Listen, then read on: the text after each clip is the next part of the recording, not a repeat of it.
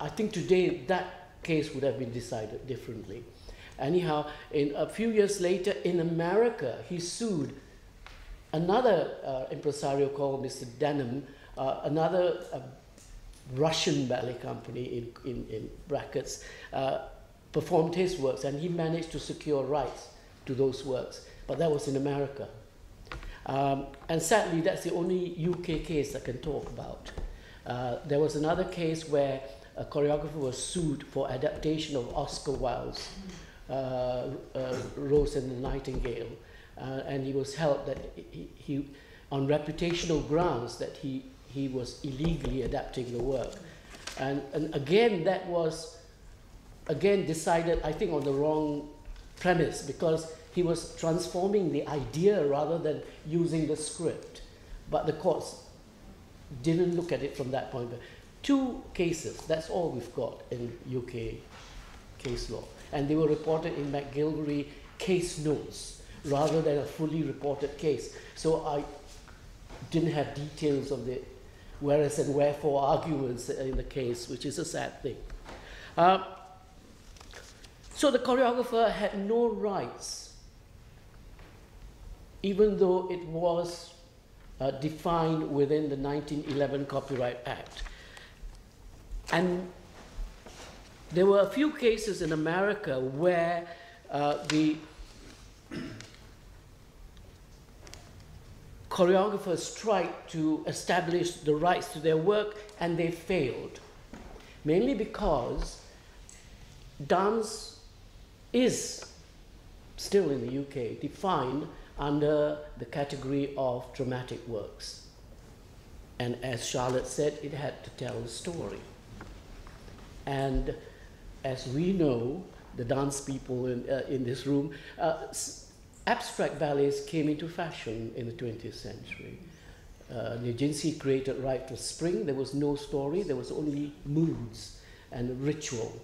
And then Balanchine in America, after he's left the Diaghilev company, created the New York City Ballet. The entire, well, almost entire repertoire is built on his interpretation of music in movement, in time and place.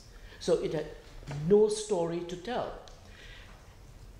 And he tried to register the notation of his work called Symphony in C to Bizet's symphony. And the registrar in America, they do register copyright works. They have provision for registration.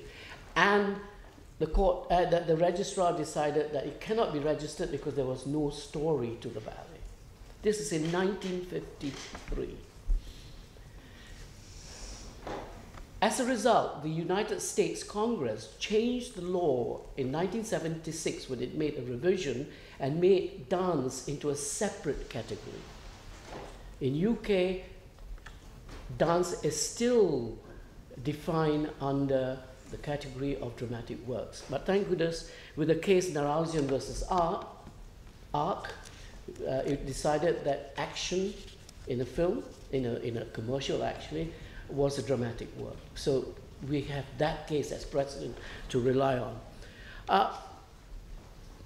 Another factor a socio-cultural factor which affects the choreographer's position is they haven't got organizations or institutions to represent, to lobby their rights. Composers are much stronger that way. Writers are much stronger.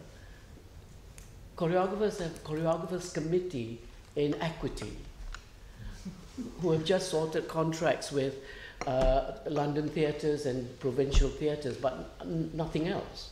In America, they've got the Society of Stage Directors and Choreographers. They are much stronger. Being Americans, they're more litigation conscious. And also in America, in the 2004, the US courts decided that in a case where, again, it aroused quite a great deal of debate because the courts had decided, Martha Graham, one of the great American choreographers, that her works were works for hire. Because she was supported by a non-profit organization that received sponsorship, was private and from government bodies, that she was an employee, completely ignoring the customs and practices that are respected in the dance community. And because of that case, a lot of choreographers started becoming more aware of where they stand as far as the law is concerned. And they started to keep their house in order. And as a consequence, a lot of choreographers began to form trust companies or trust organizations. George Balanchine left all his ballets to his loved ones, but they grouped together and started the Balanchine Foundation and Balanchine Trust so that his legacy would be better managed and the licensing of the works were managed, not for money, but for maintaining the integrity of the works, so that the stagers will be the proper people to ensure that the works are maintained. Jerome Robbins, who was more savvy in his relationship with his works, created the Robbins Trust. And he left large sum of money for the trust to operate so that he can ensure the maintenance of and preservation of his legacy. Merce Cunningham, who died in 2009, in the year 2000, because of the furore surrounding the Martha Graham case, he also woke up to the fact that unless he has an institution to manage his legacy, it's going to disappear. So they started to they're finishing now the legacy tour, 2 years, to perform all his works and record them in dance capsules. In other words, digitally as well as in analog form.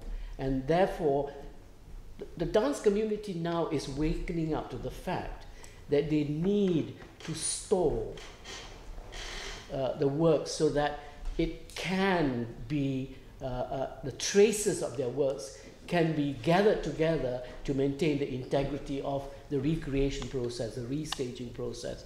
So, but that's still the argument, and that's another area of my research where the storage, the recordings, the documentation is questioned as being an accurate representation of the work. As Johan has said, the work is up there. The storage or the documentation is just what Sarah Rubich calls an instantation of the work. It's only one interpretation of the work. And each time it's performed, it establishes its identity again. So there are many identities. So this fixation on fixation is really not the ideal way of determining what a work is. And in actual fact, a number of countries do not have fixation as a statutory prerequisite, like Germany, as you said. And however, after saying that, as a notator, I would say, and as a lawyer, that one of the reasons why the fixation requirement is necessary is because of proving a claim. How do you prove a claim if you can't establish the identity of your work? As simple as that.